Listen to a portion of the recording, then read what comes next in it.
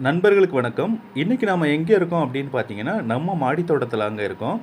இதுக்கு முன்னாடி நாம போட்ட வீடியோக்கள் அனைத்தையும் நீங்க பார்த்திருந்தீங்க அப்படின்னா தெரியும். நம்ம மாடி தோட்டத்தில இதுக்கு முன்னாடி இந்த கோவா செடிகள் எந்த பாட்ல வச்சிருந்தோம், இப்ப எந்த பாட்ல வச்சிருக்கோம் அப்படின்னு தெரியும்.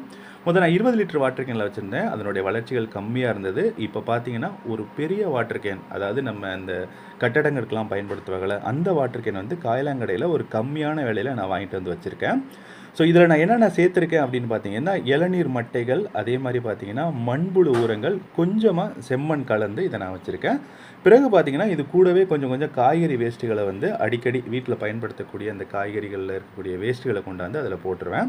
நல்ல வளர்ச்சிகள் இருக்குங்க. எப்பவுமே இதில வந்து காய்கள் வந்து வச்சுக்கிட்டே இருக்கு. கொய்யாக்காய்க்கு பஞ்சமே இல்ல அப்படின்னு தான் சொல்லலாம்.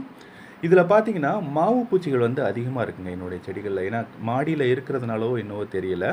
இதுக்கு நான் குடுக்கக்கூடியது பார்த்தீங்கன்னா, இந்த சாதம் வடிச்ச தண்ணிய வந்து மேல் பகுதியில தெளிச்சு விட்டுறேன். எதுக்காக அப்படின்னு பார்த்தீங்கன்னா, இதில இருக்கக்கூடிய அந்த பசை தன்மைகள் வந்து மாவு பூச்சிகளை வளர்ச்சிய வந்து கட்டுப்படுத்தி, அப்படியே ஒரு மாதிரியா இறுக்கமான அளவுக்கு கொண்டு வந்துருது. காஞ்ச பிறகு பார்த்தீங்கன்னா, ரொம்ப இறுக்கமாயிரும். அது பார்த்தீங்கன்னா, அந்த பூச்சிகள் வந்து அப்படியே இறந்துருது. வேகமாவே நல்ல கண்ட்ரோலாவே இருக்கு. ஏன்னா, என்னுடைய செடிகள் பொறுத்தவரைக்குமே நான் எல்லா செடிகளுக்குமே வந்து இது மாரி ஆர்கானிக் முறையிலான உரங்கள மட்டுமே நான் குடுத்துக்கிட்டு வர்றதுனால, நல்ல செடிகள் வளர்ச்சிகள் வந்து சூப்பரா இருக்குங்க. எந்த பிரச்சனையுமே கிடையாது.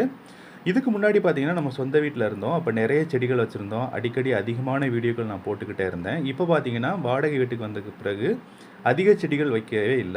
ஒரு சில செடிகள் தான் இருக்கு. அதுவும் பார்த்தீங்கன்னா, குறிப்பா இந்த கொய்யாக்கண்டு, அதே மாரி பார்த்தீங்கன்னா, ஒரு சில ரோசா செடிகள், அப்புறம் எலுமிச்சங்கன்றுகள் இதெல்லாம் வச்சிருக்கேன். அடுத்தடுத்த வீடியோக்கள்ல நிறைய பதிவுகள் நம்ம பார்க்கலாம். அதே மாரி வெளியில போயிட்டு சில வீடியோக்கள் எடுத்து உங்களுக்காக நான் போஸ்ட் பண்றேன். நல்ல நல்ல விஷயங்கள நான் உங்களுக்காக இனிமே ஷேர் பண்ணலாம் அப்படின்னு இருக்கேன். மறக்காம நம்ம சேனலுக்கு நீங்க வந்து சப்போர்ட் பண்ணுங்க. இந்த வீடியோக்கள உங்க நண்பர்களுக்கு ஷேர் பண்ணுங்க. நன்றி.